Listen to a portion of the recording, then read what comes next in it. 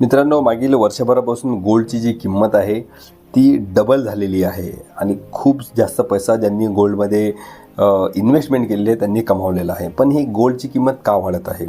मी तुम्हाला असं रिझन सांगतो जे तुम्हाला कुठेही मिळणार नाही आणि मी खूप अभ्यास करून तुम्हाला हे सांगतोय.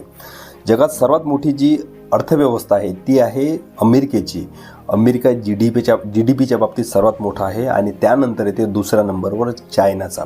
पण कुठल्याही देशाची जे व्हॅल्युएशन आहे ती जी डी पीवर मोजल्या जात नाही. त्या देशाकडे किती गोल्ड रिझर्व्ह आहे त्यावरून हे ठरवलं जाते. जगात सर्वात जास्त जर सोनं आहे तर ते आहे अमेरिकेकडे. 8,000 टनपेक्षा जास्त सोनं अमेरिकेकडे आहे आणि चायनाकडे फक्त 2300 टन आहे.